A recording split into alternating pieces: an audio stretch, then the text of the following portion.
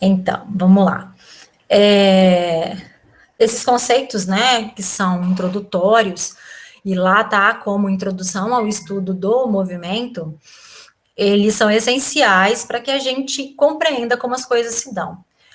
E começamos estudando, né, sabendo como eu vou analisar um movimento. Para analisar um movimento, eu preciso fazer o reconhecimento do que é do referencial, estabelecer um referencial e a partir dele eu vou dizer se existe movimento ou não, considerando se o objeto está em movimento ou se ele está em repouso. E aí, identificando isso e sabendo como que eu vou considerar esse objeto, pois, dependendo do problema, eu terei que considerar as dimensões desse objeto. Então, é muito mais simples se, dentro do contexto do movimento, eu posso considerar esse objeto como um ponto material, e aí vem o conceito de ponto material e de corpo extenso, para que eu inicie um estudo do movimento. A partir daí, reconhecendo se há movimento ou não, e sabendo como eu posso analisar, eu vou verificar as informações que são trazidas sobre esse objeto que está em movimento. E a partir daí eu avalio se esse movimento se dá de maneira constante, uniforme, e quais são as características que sofrem alteração ao longo do meu estudo. Então, nós dividimos este estudo dentro da cinemática, considerando a cinemática escalar e a cinemática vetorial, já que a gente já falou anteriormente, né, das grandezas físicas que são escalares e das grandezas físicas que são vetoriais, nós iniciamos o estudo com uma referência e análise escalar do movimento, a respeito, considerando assim, quais são as grandezas e quais são as intensidades relacionadas dentro daquele estudo. Mesmo sabendo que a gente está trabalhando com grandezas físicas que são vetoriais, como a velocidade, por exemplo, que foi objeto de estudo dessa e do deslocamento também, né, que foi objeto de estudo dessa semana que nós, né, finalizamos amanhã. Então, dividimos inicialmente em movimento uniforme, movimento retilíneo uniforme, porque vocês observaram que todas as análises foram feitas com trajetórias retilíneas, e outro conceito importante, né, o conceito de trajetória. Eu falei sobre trajetória curvilínea, né, circular e parabólica, mas, professora, você não deu nenhum exemplo disso. Por quê?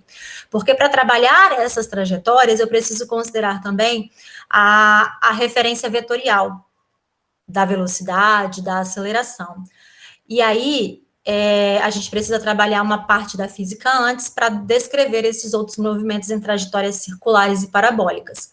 E isso será objeto de estudo da nossa próxima quinzena, a cinemática vetorial, a análise vetorial do movimento, e aí na outra quinzena que nós falaremos sobre os movimentos parabólicos e circulares, ok? E encerrando aí a questão da cinemática. Pode falar, Duda. A diferença entre movimento uniforme e movimento retilíneo uniforme é que movimento retilíneo uniforme é um gancho dentro do movimento uniforme, ou tem uma diferença explícita que eu não consegui, diferenciar, assim, claramente os dois? Então, o movimento retilíneo uniforme, ele é um gancho, ele é um ramo dentro do movimento uniforme. É dito movimento uniforme todo movimento no qual a velocidade ela é mantida constante, no qual eu tenho deslocamentos iguais em intervalos de tempos iguais. E aí, chamamos de movimento, por exemplo, o movimento de rotação da Terra em torno do próprio eixo é um movimento uniforme. O movimento de translação da Terra em torno do Sol, por exemplo, é um movimento uniforme. Todos os anos tem aí 365 dias e 6 horas. Todos os dias tem 24 horas e, né, alguns minutos aí, oscilando 23 horas e 50 alguma coisa minutos, no fim das contas. Então, todos os dias tem esse. Então, eu tenho uma volta completa em torno do próprio eixo, no mesmo intervalo de tempo sempre. Então, é um movimento uniforme, mas ele não é um movimento retilíneo. Quando eu falo retilíneo, eu estou tratando de um movimento que é uniforme, que mantém velocidade constante, entretanto, ele é estudado somente em trajetórias retilíneas. A gente vai estudar o movimento curvilíneo uniforme. E aí a gente vai falar sobre a velocidade que se mantém constante, porém, numa trajetória que é uma trajetória circular, que é o movimento circular uniforme, que é o conteúdo da nossa quarta quinzena. Tá bom? Então, se não ficou claro isso, eu não sei se agora ficou, mas é isso. Agora sim, obrigada. Tá bom? O movimento, por exemplo, uniformemente variado, ele não é um movimento uniforme. Aí eu tenho um movimento que é uniformemente variado, ele varia de forma uniforme. Então quer dizer que ele vai mudar em proporções iguais. Já não é um movimento uniforme. E aí dentro do movimento uniformemente variado, que é o movimento variado, que a gente chama, eu tenho retilíneo uniformemente variado e outros, né, que serão conteúdos da nossa próxima semana. Tá? Tá bom, obrigada. De nada. Então, vamos lá para a resolução de alguns exercícios, e eu sei que pode ter ficado confuso na lista, porque para não ficar uma aula muito grande, eu acabei suprimindo da aula algumas informações que vieram na resolução dos exercícios. Eu não sei se vocês observaram, na aula em si eu não falei de situações de encontro de dois móveis, mas eu resolvi exercícios falando sobre a situação de encontro de dois móveis.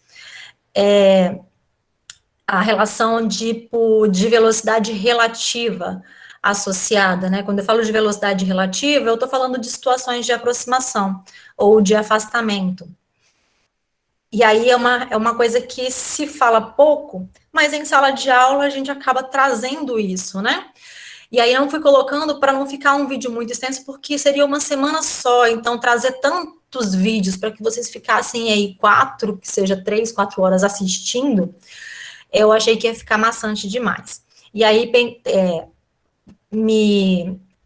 pensei que seria mais objetivo falar sobre isso, trazendo situações, ou caso viessem situações que discutir esse ponto fosse necessário, tá bom? Então, vou lá resolver o exercício 7 e 8, que foi pedido, e o que foi trazido agora, eu não lembro quem foi que trouxe o problema. Não sei se foi quem foi que trouxe, eu não me lembro agora. Foi o Yuri, né? Que trouxe o problema, que não é um problema da lista.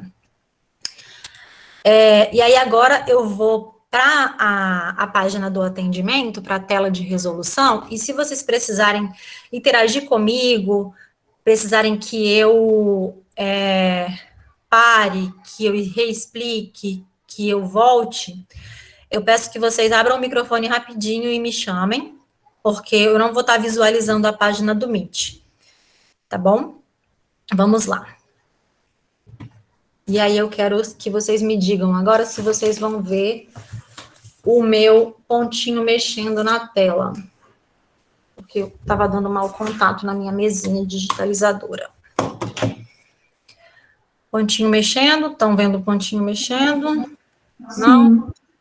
Não. Não. Não está mexendo, menino, o que aconteceu Para mim, com você? Nem o pontinho, tô vendo. Nem o pontinho mexendo, porque a mesa está desligada. Tá na página de atendimento ainda. Vamos lá, a mesa estava desconectada.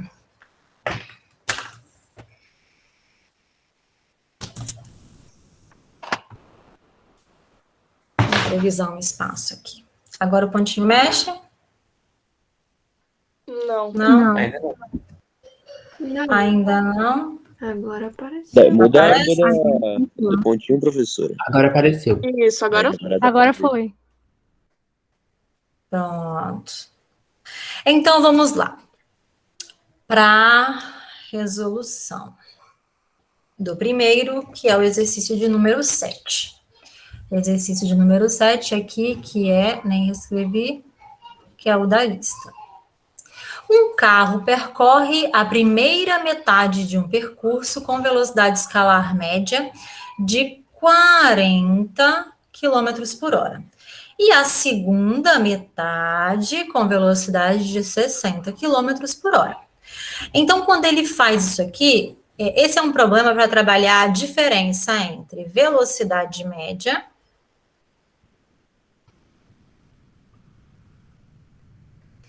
e média das velocidades.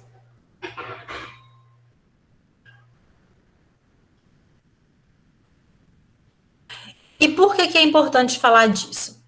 Ah, professora, se ele fez metade a 40 km por hora e fez a outra metade a 60 km por hora, qual vai ser a velocidade média dele durante o percurso todo? Bom, se metade foi a 40 e a outra metade foi a 60, a velocidade média dele vai ser 40 mais 60 dividido por 2, né? Porque são duas metades. E aí eu posso dizer que a velocidade média deles é igual a 100 dividido por 2, que é igual a 50, nesse caso, com a unidade que foi dada, quilômetros por hora. Isso aqui é dizer que a velocidade média, ela é igual à média aritmética das velocidades. E o que é uma média aritmética? A média aritmética é você pegar, por exemplo, N termos, somar. Quando eu falo N termos, são 1, 2, 3, 4, 5, 10 termos.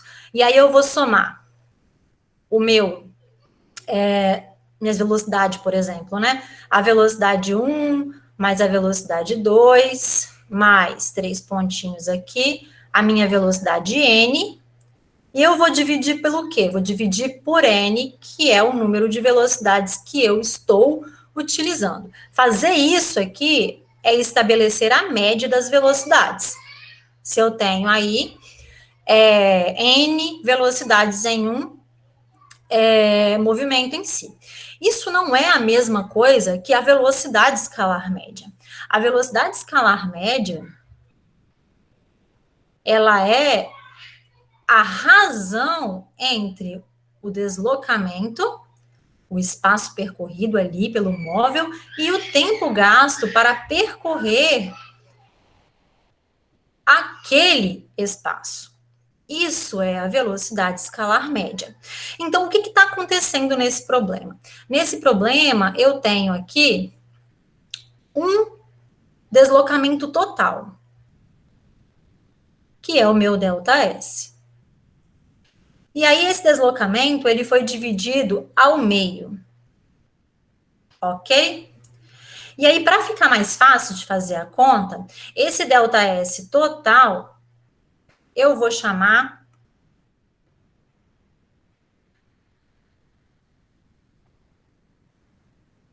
de ΔS1 e de ΔS2.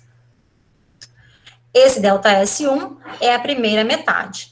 E esse outro ΔS2 é a segunda metade. Mas, professora, se é metade, ΔS1 é igual a ΔS2. Então, eu posso chamar simplesmente de ΔS? Pode, eles são iguais. Mas só posso chamar se forem iguais.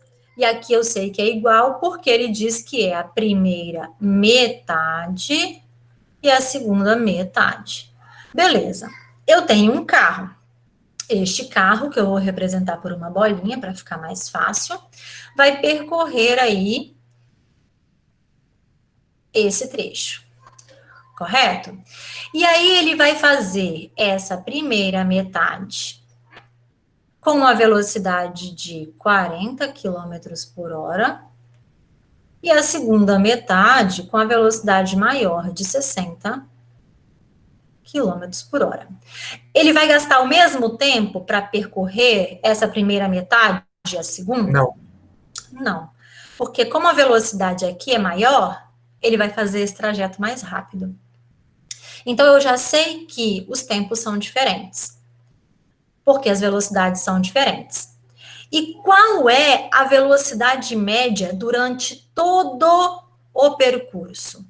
Durante todo o percurso é a minha velocidade média total. E quem é a minha velocidade média total?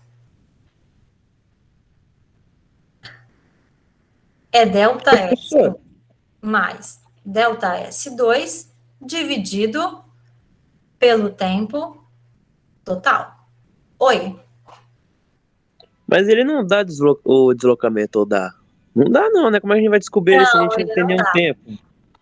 Ele não dá o deslocamento e ele não dá o tempo. E aí, Para descobrir o deslocamento, tinha que multiplicar, não é? Para descobrir o deslocamento, a gente multiplica a velocidade média pelo deslocamento. Quer dizer, pelo tempo. Pelo tempo. Só que não tem o tempo também, nem o deslocamento. Como é que a gente vai fazer isso, cara? Vamos descobrir agora. Então, o que eu tenho que fazer aqui? Eu tenho que descobrir o delta S1 e o delta T1, o delta S2 e o delta T2. Eu tenho que descobrir isso? Eu preciso dessas informações? Não necessariamente. Eu posso utilizar de artifícios matemáticos, e por isso que a gente diz que a matemática é um ferramental para a gente usa como ferramenta, e eu utilizo da matemática, que a gente brinca até, não, vamos lá, dar um gato aí e usar matemática. Vamos fazer isso aqui, e para entender e para encontrar estas informações, por quê? Quem é o tempo total? O tempo total, aqui, vou manter no vermelho, então eu teria delta S1 mais delta S2, e quem é o tempo total? O meu tempo total, que aqui vai ser delta S1 mais delta S2, dividido por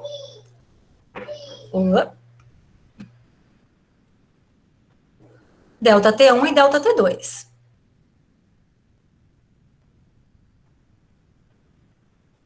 E aí eu tenho todo o percurso e todo o tempo gasto. E aí eu acho a velocidade média em todo o percurso. Então vamos escrever aqui o que seria o meu delta S1 e o meu delta T1. Vou fazer de preto aqui embaixo. Então eu sei que na primeira metade eu tenho a velocidade 1, que é delta S1, delta T1. Mas eu sei que V1 vale 40.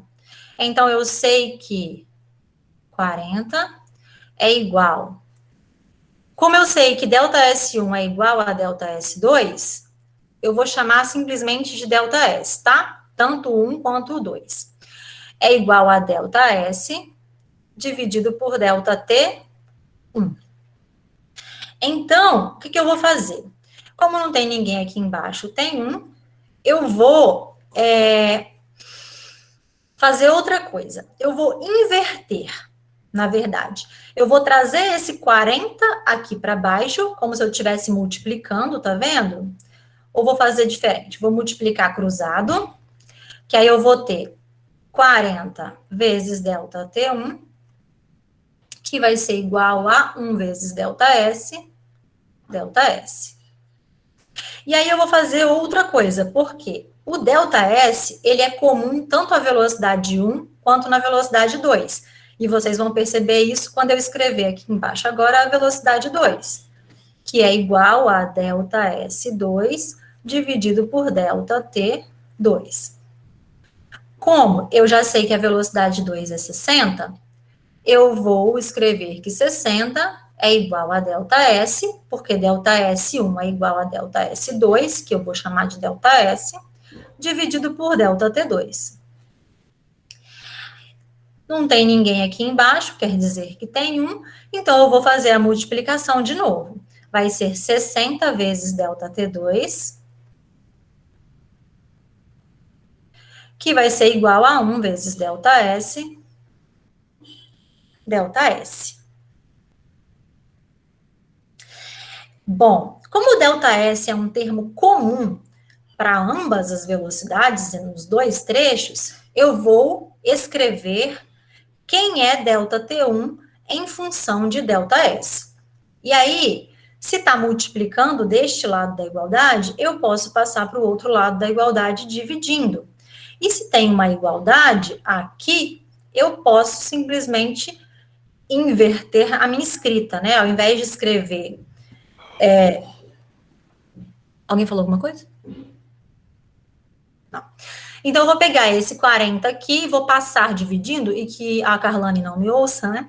Porque passar dividindo é a mesma coisa que dividir por 40 dos dois lados da igualdade.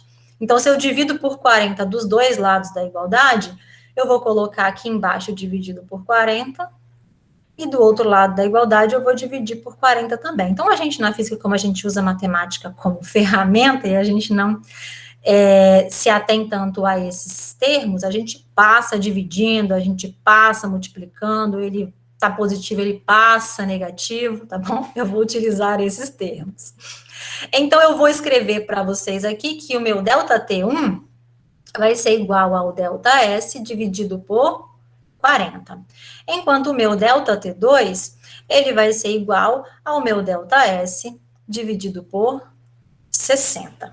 E aí, se vocês observarem, eu escrevi o ΔT1 e o ΔT2 dependendo de ΔS. E quem é ΔS?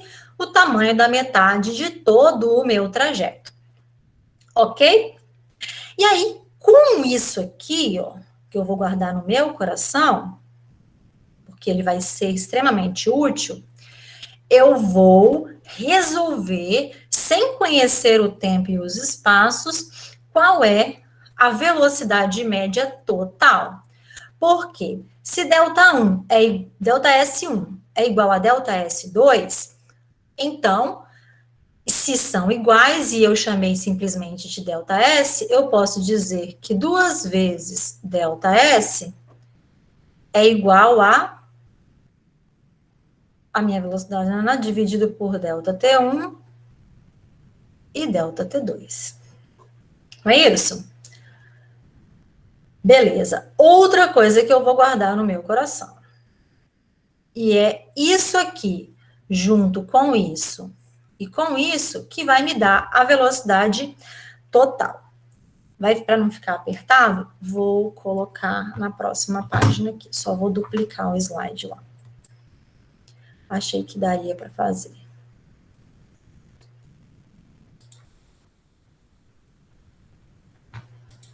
Professora, Oi. assim que a aula terminar, você já vai postar lá no AVA? Vou postar. Beleza. Só assim, não é instantâneo. Por que eu vou dizer que não é instantâneo? Porque eu preciso esperar o Meet gerar o vídeo e me permitir baixar ele, tá bom? Mas assim que tiver disponível, eu coloco o link lá. Dessa vez eu vou disponibilizar o link de compartilhamento do Drive para ficar mais rápido e depois eu jogo lá no YouTube. Porque na sequência eu tenho aula com a V26, então pode ser que vocês vão, tipo assim, eu vou ficar envolvida com eles até às 5 da tarde, né?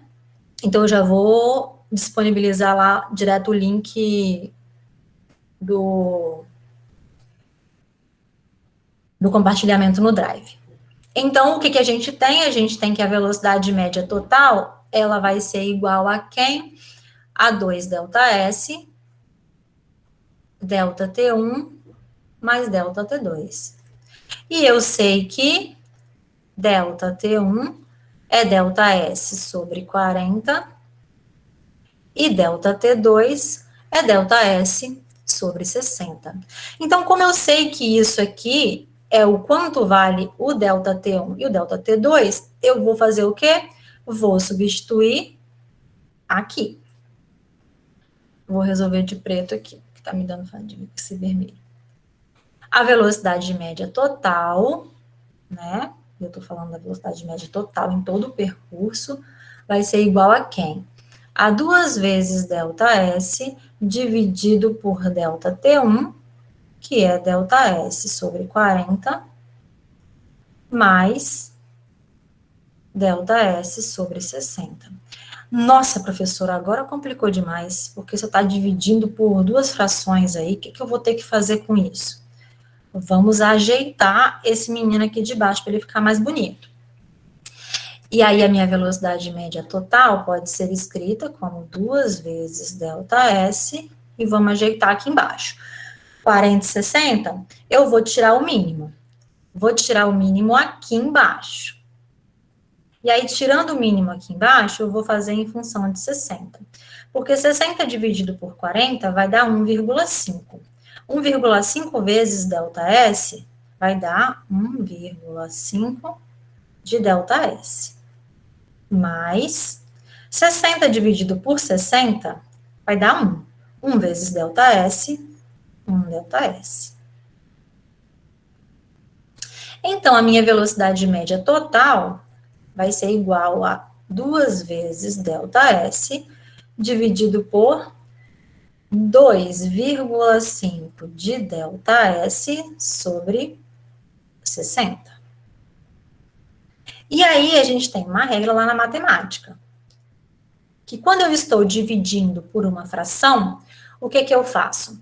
Eu vou repetir o meu primeiro termo, que é aqui em cima, o meu numerador, que vai ser 2 vezes ΔS, e vou multiplicar pelo inverso do meu segundo. E quem é o inverso do meu segundo? É 60 dividido por 2,5 de ΔS. Então, isso tudo é uma multiplicação em cima, com uma divisão. Não tem ninguém aqui embaixo, tem 1. E aí, quem será a minha velocidade média total? Vai ser 2 vezes ΔS vezes 60, que vai dar 120 ΔS, né? 1 vezes 2,5 ΔS, que vai dar 2,5 ΔS. Olha que bonito. Tem ΔS em cima e tem ΔS embaixo, e é uma multiplicação. O que eu posso fazer? Simplificar. E o que sobrou? Sobrou a minha velocidade média total igual a 120 dividido por 2,5. A minha velocidade média total, cadê a assessoria dos universitários? Se fosse por 2, leva 60. 60 não dá. Cadê minha calculadora? 120. O resultado, professora, está perguntando? É, dá 48. 48. Parabéns, muito obrigada. Quando eu pergunto cadê a assessoria da calculadora, é para vocês fazerem a conta para mim. 48 quilômetros por hora foi a velocidade média estabelecida em todo o percurso. Não precisei saber qual era o tempo no primeiro, e não precisei saber qual era o tempo no segundo, e nem quais eram as distâncias. Vai cair uma assim no questionário? Não sei, o questionário não está pronto ainda. Ou não colocar, não. Se colocar é maldade. Maldade, não é nada. É, claro que é. Então, assim, tem questões, por exemplo, que dão esse mais trabalhinho aqui. Mas tem questões, por exemplo, que os tempos são iguais. E se os tempos são iguais, a média aritmética normalmente se equivale a velocidade média. Então, tem algumas, como fala, algumas facilidades em alguns aí. Mas não é meu propósito, porque não faz tanto sentido avaliar isso aqui, se vocês sabem fazer ou não. Tiveram o contato, vocês já viram como é que funciona, se vão saber fazer ou se não vão saber fazer, pode ser avaliado ao longo da vida estudantil de vocês, ou no Enem, quem sabe, se isso for necessário lá. Mas, assim, não tenho ideia de como vou fazer, porque como o conteúdo é muito grande, pode ser que conteúdos assim não sejam avaliados, e assim, não é um propósito meu também. Mas para não me alongar demais, porque o tempo está passando, e a gente tem hora para acabar, né, porque eu começo com a B26, vamos partir para o próximo. Um ponto material em movimento em relação a um determinado referencial e sobre uma trajetória retilínea tem posições em função do tempo indicadas nessa tabela.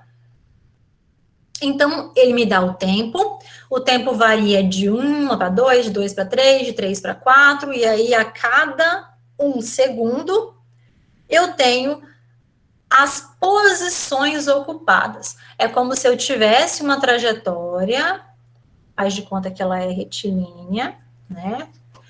E aí, quando eu tenho o meu ponto, né, ele não me deu, aqui seria a minha origem, o 0, e aí ele me coloca as posições, 5, 8, 11, 14, 17, 20, 23, 26, 29. Isso tudo aqui é posição dado em metros.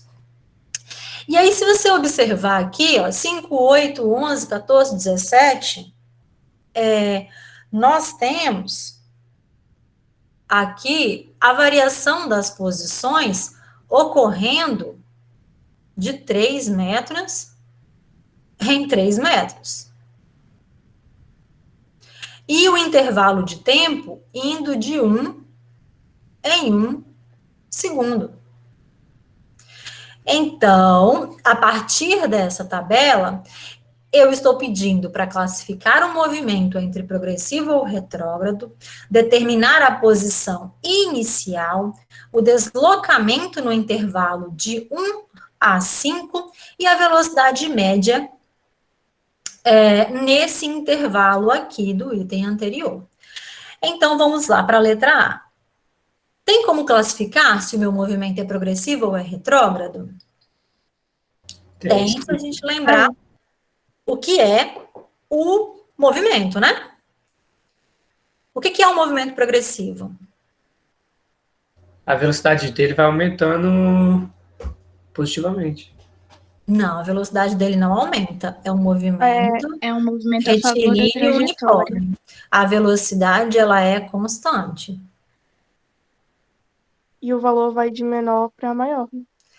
Ele está avançando nas posições positivamente. Ele está indo de uma posição de menor valor, que é 5, e à medida que o tempo passa, ele cresce posições, ele aumenta posições. E isso me diz que a velocidade dele é constante e que a velocidade dele é maior que 0, ou seja, positiva. Então, sempre que um movimento sempre que um objeto está em movimento e ele ganha posições, ele aumenta posições, ele sai de uma posição menor para uma posição maior, este movimento é um movimento dito progressivo. E aí, como a posição 2, né, 3, 4, 5, depois, final, vai ser maior que a inicial e não existe tempo negativo, essa minha velocidade vai ser sempre positiva. Já o movimento dito como retrógrado, e nesse caso aqui é progressivo, né? Ele está aumentando posições. Então, aqui eu vou escrever que o meu movimento é progressivo.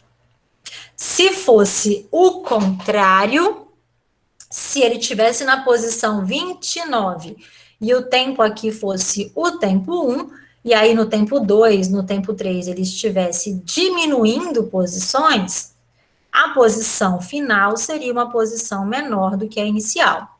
Isso me daria uma velocidade menor que 0, ou seja, negativa, e aqui o movimento seria um movimento retrógrado.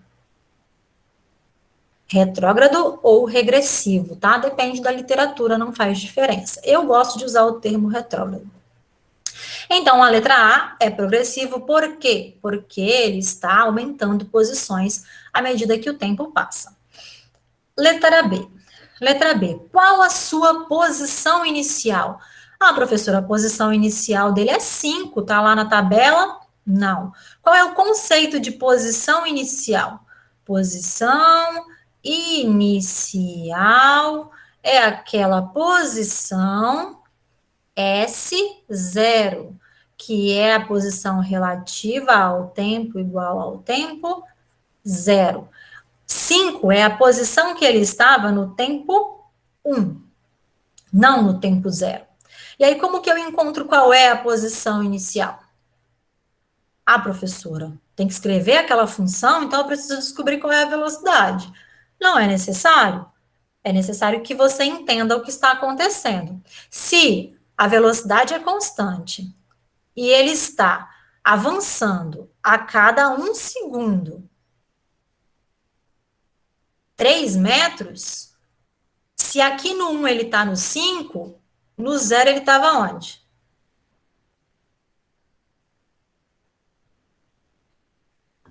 No 2. No 2. No 2 metros. Essa é a posição inicial dele.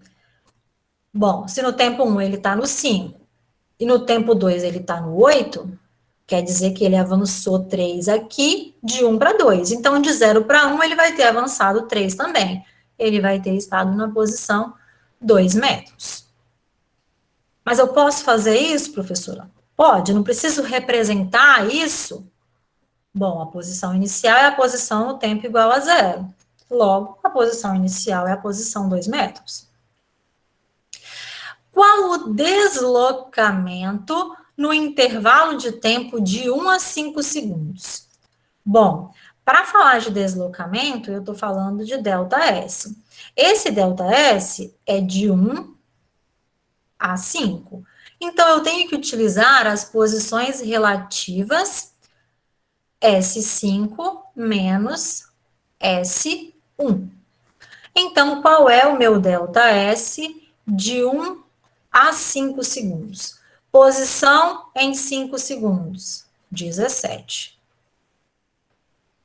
metros. Posição em 1 segundo, 5. Então, qual foi o meu deslocamento, ΔS, de 1 a 5?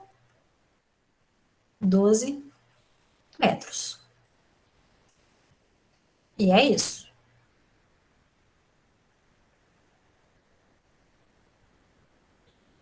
Beleza? Beleza. Eu viajando Então, aqui, eu somei o 8, o 11 e o 14. você somou? Mas deu Não, errado. ele pediu deslocamento. Deslocamento, eu tenho que fazer a diferença entre as posições, que é o quê? Deslocamento é de 1, ele estava no 5. É o pedaço até chegar no... Qual que é? 5, que é aqui. 17. Aqui no 17. Ele quer saber quanto vale esse pedaço aqui que ele andou. E para achar esse pedaço, eu tenho que fazer esse tamanho menos esse tamanho. Esse é o meu ΔS de 1 a 5. Então, vamos para a letra D. A letra D também, ele quer saber qual é a velocidade média nesse trecho de 1 a 5. E aí eu preciso usar o quê? O que é a velocidade média? É a razão entre o deslocamento, se é de 1 a 5, é de 1 a 5. E o tempo? Também de 1 a 5. Fazendo isso, eu encontro qual é a velocidade média nesse trecho e em qualquer trecho, visto que o meu movimento é uniforme e a velocidade, ela não se altera. E aí eu vou ter aqui 17 menos 5 dividido por 5 menos 1, que vai ser igual a 12 dividido por 4, que é igual aos bonitos dos 3 metros a cada segundo, que a gente já sabia desde o começo. 3 metros por segundo é a velocidade. Ah, professora, não tem não, mas se tivesse uma letra E aqui, pedindo para escrever a função horária. Vou botar de preto. Letra E. Escreva a função horária das posições. Posições. Como que eu escreveria a função horária das posições? Bom, a função horária das posições do movimento uniforme é aquela, movimento retilíneo uniforme, é aquela que me diz qualquer posição S que o meu objeto pode ocupar, conhecendo qual é a posição em que ele se encontra no tempo zero, mais a velocidade constante que ele possui, vezes o tempo. Essa função é a função base que estabelece a função horária. Horária por quê? Porque depende do tempo. Então, para escrever uma função horária, eu preciso ter uma função em que, usando ela, eu consigo achar qualquer posição em qualquer tempo. E por isso, isso precisa permanecer S e isso precisa permanecer T, porque este S depende deste T. Colocando o tempo aqui, eu encontro qualquer posição. Então, quando se pedir para escrever uma função horária, eu preciso escrever que S é igual à posição inicial, e a gente descobriu qual é a posição inicial, que era 2. O movimento é progressivo, então a minha velocidade é mais, qual é a velocidade? 3 vezes t. Essa é a função horária que me permite encontrar qualquer posição em qualquer tempo. Qualquer, professora, se eu falar lá depois de, sei lá, no tempo t igual a 42 segundos, eu vou achar a posição? Vai, você vai pegar esses 42 segundos e vai colocar aqui no lugar do t. E aí, a gente vai achar onde ele vai estar. Onde que ele vai estar? Vai estar na posição relativa ao tempo 42, que vai ser 2 mais 3 vezes 40. Não, delta não, professora, 40.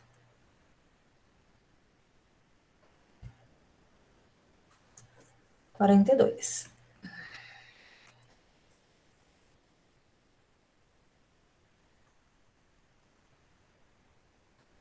E aí, S vai ser igual a quanto? 3 vezes 42 dá 126. 126 mais 2, 128 metros é a posição local que ele vai estar aqui, bonito na minha trajetória aqui, ó, que vai continuar crescendo para frente, ele vai estar lá no 128. E eu acho que é isso. Alguma pergunta? Não? Então, avancemos. Esse problema aí foi trazido, eu acho que foi Yuri que trouxe. Diz que o som se move no ar com uma velocidade de 340 metros por segundo. Essa é a velocidade com que o som se desloca no ar. E aí, vocês vão ver lá no segundo ano que a velocidade do som, ela é maior quanto mais sólido o meio for. Como no ar eu tenho as partículas muito rarefeitas, o som é o que a gente chama de onda mecânica, que é uma onda de matéria.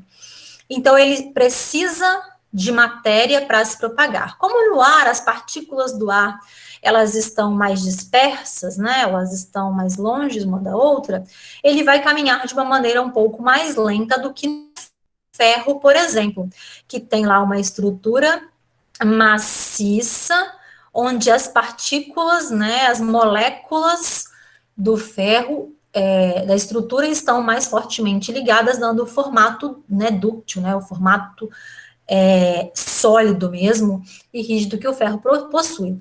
Então, quanto mais sólido, maior a velocidade do som. Por isso ele fala que a velocidade do som no ar é maior aqui do que, menor, desculpa, do que no ferro. E aí ele fala que uma pessoa próxima a um trilho de trem ouve 2 sons de uma mesma pancada. Tava lá o trilho do trem, o indivíduo estava aqui, ouvindo o som de uma pancada, ou seja, veio alguém com um martelo e bateu aqui.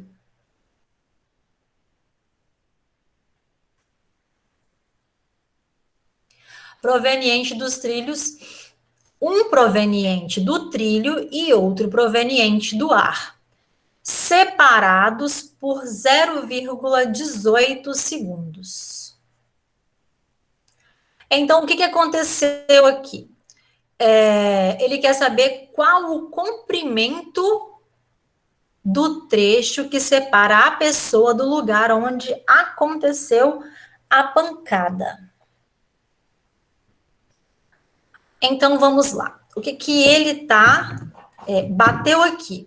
O som vai caminhar aqui com uma velocidade e no ar com outra velocidade menor. E aí, qual a diferença entre ele que ouviu aqui no ar e a velocidade que esse som se propagou aqui no trilho? Como que eu faço isso? Como que eu penso um problema como esse?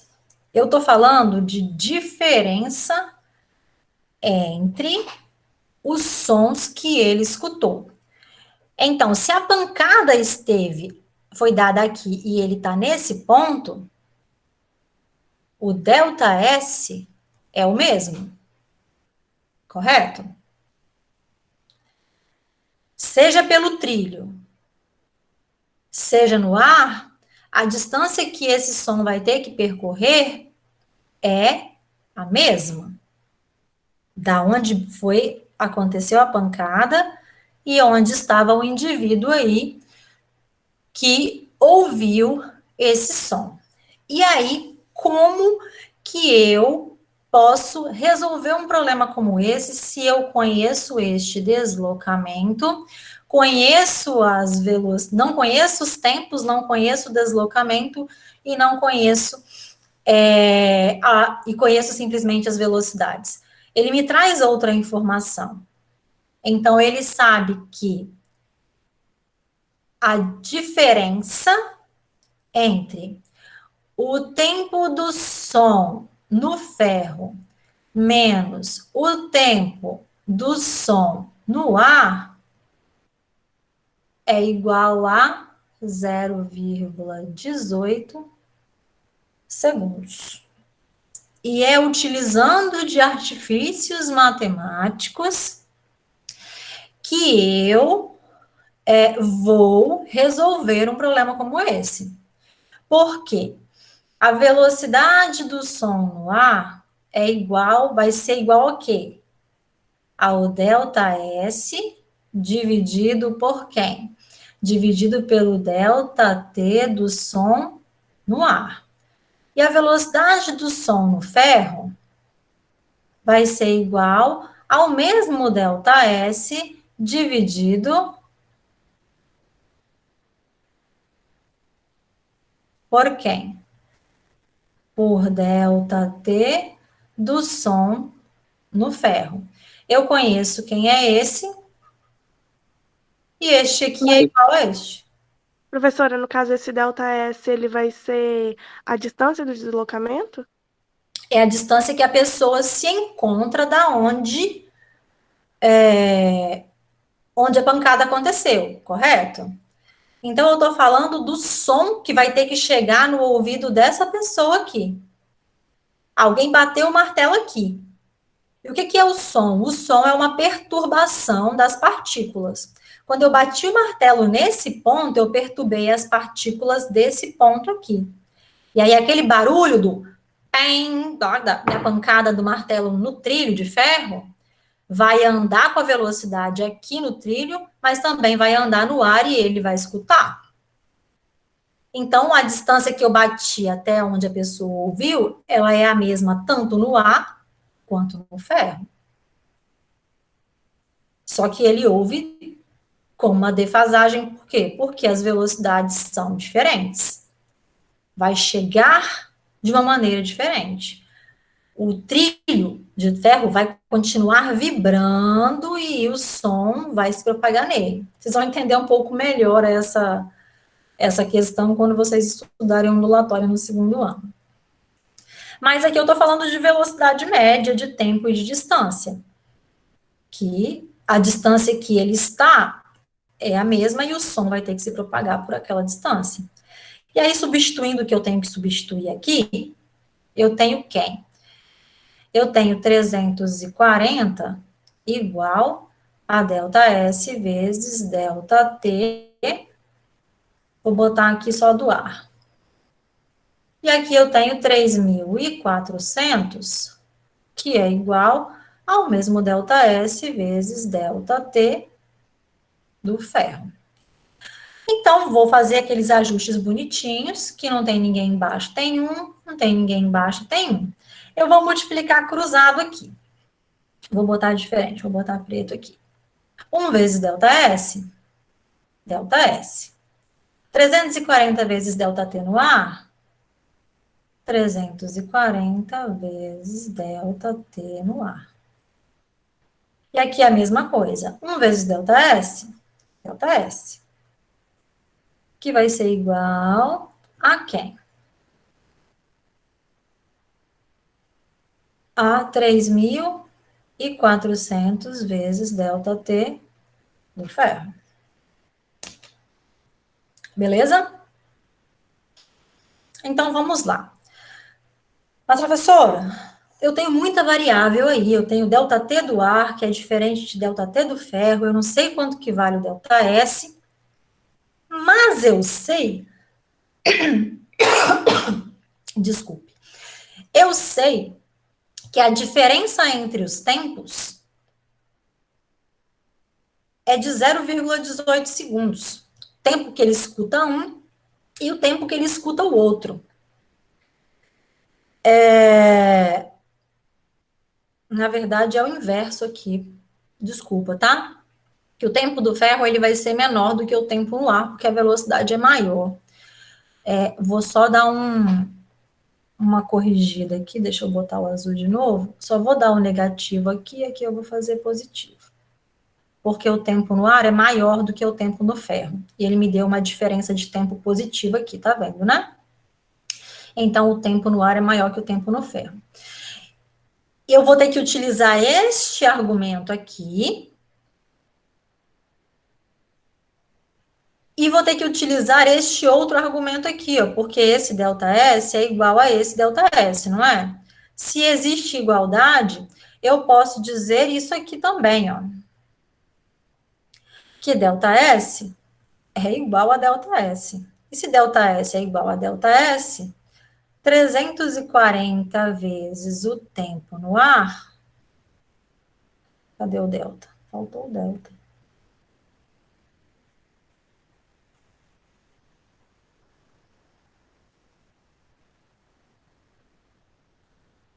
Vai ser igual a 3.400 vezes o tempo no ferro.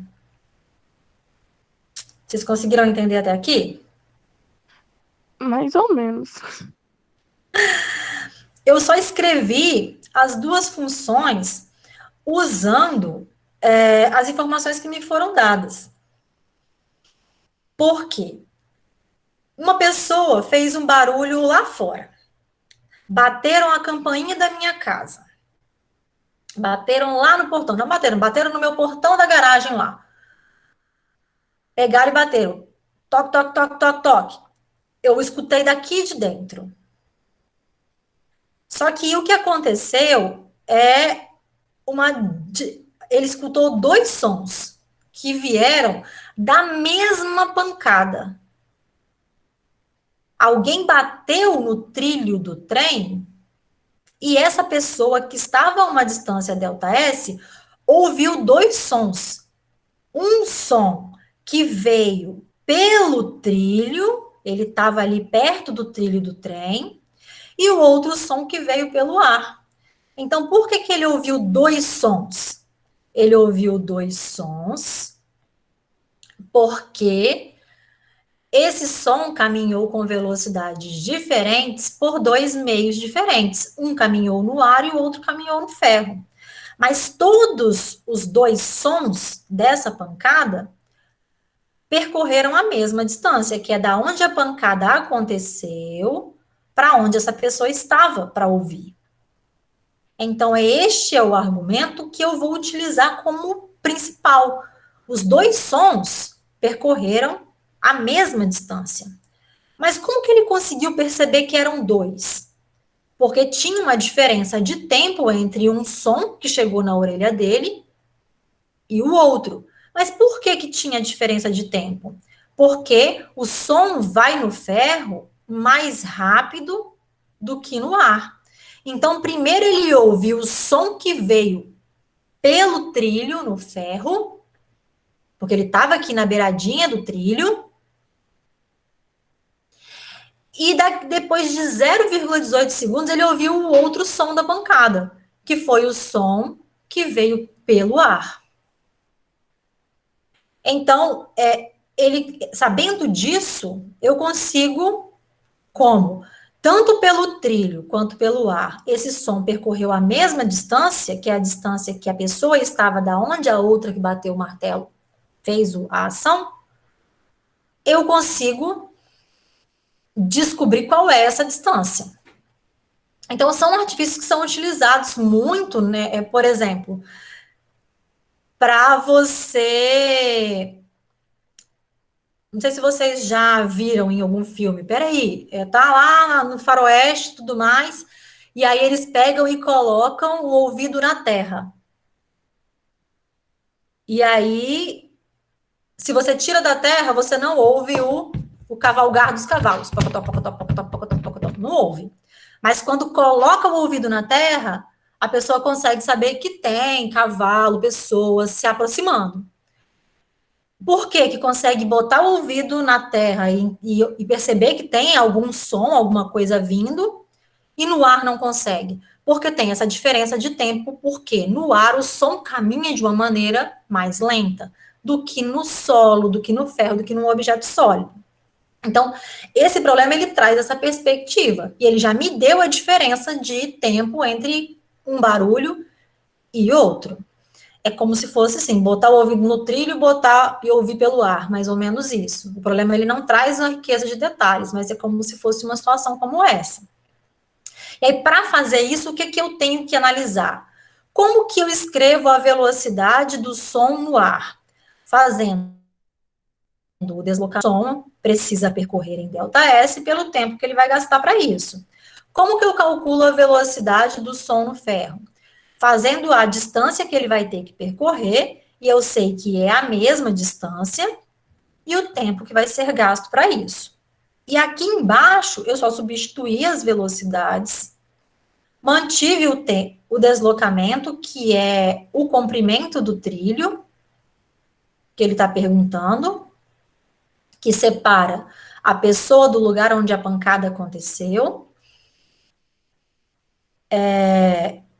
para descobrir quanto tempo e qual é a relação entre os tempos. E ele me deu a relação entre os tempos. A relação entre os tempos é a diferença de tempo em que ele ouve uma pancada e a outra. O som de uma pancada, né? Um som, que é o que vem pelo ar, né? A diferença do tempo em que ele ouve o som que veio pelo ar e o som que veio pelo trilho. E aí, ajustando aqui matematicamente, né, que eu só fiz isso, substituí a velocidade pelo 340 no ar e substituí a velocidade pelos 3.400 no ferro. O ΔS é o mesmo para que eu tivesse a possibilidade de encontrar uma relação entre os tempos. Como as distâncias são as mesmas, e na matemática a gente usa muito isso, a questão de substituição, considerando as relações de igualdade,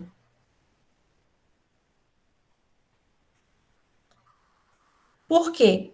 Porque se tem um sinal de igual, quer dizer que é a mesma coisa. Eu não vou ter aqui duas canetas iguais, mas se existe uma relação de igualdade, quer dizer que uma coisa é igual à outra. É a mesma coisa que eu disser, minhas mãos são iguais? Não. Por quê? Uma esquerda e uma direita. Mas se eu tivesse duas direitas, quer dizer que uma é igual à outra. Se é igual, eu posso tirar uma e colocar a outra no lugar que não vai fazer diferença. É igual, o sinal de igualdade ele vem para trazer essa relação. Se é igual, não faz diferença ter um ou ter outro.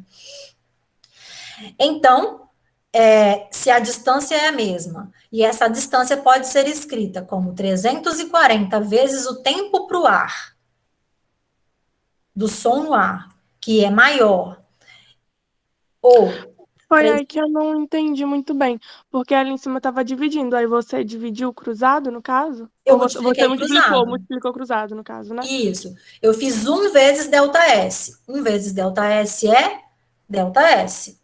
Eu só não fiz a outra setinha para baixo aqui, ó. E aí eu fiz 340 Ah, vezes sim. delta Aham. T. 340 vezes delta T no ar. 1 vezes delta S para esse, delta S. 3.400 vezes delta T, 3.400 vezes delta T, vezes, né, no ferro. E aí eu tenho isso aqui. Isso aqui é delta S, e isso aqui também é delta S. Então, se delta S é igual a delta S, então quer dizer que e delta S é igual a 340 vezes delta T no ar, e delta S também é igual a 3.400 vezes delta T no ferro, então eu posso dizer que 340 vezes delta T no ar é a mesma coisa que 3.400 vezes delta T no ferro. Posso simplificar para ficar mais fácil ainda? Posso. Quem é delta T no ar? Delta T no ar é igual a 3.400 vezes delta T no ferro, dividido por 340. Está multiplicando aqui, eu passei para o outro lado dividindo. Isso aqui vai dar a mesma coisa aqui, 10 vezes delta T no ferro. Então, olha o que o problema me permitiu descobrir. Ele me permitiu descobrir que delta T no ar é a mesma coisa que 10 vezes delta T no ferro. E eu sei que delta T no ar menos delta T no ferro é igual a 0,18 segundos. Tá, mas como é que eu faço isso, professor, agora? Bom, olha a bonita da igualdade. Podemos fazer substituição. Eu sei que ΔT no ar é igual a 10 ΔT no ferro. Então, eu posso vir aqui, onde existe ΔT no ar, e substituir por 10 vezes ΔT no ferro. Substituindo, 10 vezes ΔT no ferro. No lugar de ΔT no ar, menos ΔT no ferro, é igual a 0,18. 10. Se não tem ninguém junto, tem 1, né? Então, vai ser 10 ΔT no ferro, menos 1 ΔT no ferro, dá 9 vezes ΔT no ferro, igual a 0,18. Tá multiplicando, vai passar dividindo. ΔT no ferro é igual a 0,18 dividido por 9. Então, quanto que é ΔT no ferro? Bom, 18 dividido por 9, aqui vai dar... 0,02. 2 vai dar 2 vezes 0,02. a menos 2. Isso. 0,02 segundos. Esse é o tempo. Mas, professora, ele não pediu o tempo, professora. Ele pediu o deslocamento. E agora? O que eu faço? Se eu tenho o tempo no ferro e eu tenho a velocidade no ferro, eu encontro o deslocamento. É só vir aqui e substituir. A velocidade no ferro é o deslocamento por ΔT no ferro. 3.400 é igual a ΔS, que é a distância, dividido por 0,02. Então, ΔS vai ser igual a não tem ninguém embaixo, quer dizer que tem 1, né? 1 vezes ΔS, 3.400 vezes 0,02. ΔS é equivalente ao quê? Tiro 1, tiro 2, 34 vezes 2, 68 metros. É isso. É isso. 3.400 vezes 0,02 é igual a 68 metros. Como resposta ao que ele me pediu, o comprimento do trilho que separa a pessoa do lugar onde ocorreu a pancada é de 68 metros. Tudo isso só para isso? Tudo isso só para isso. Professora, Diga. não vai cair questão parecida na prova, não, né? Também, né? Vocês ficam desesperados e preocupados com essa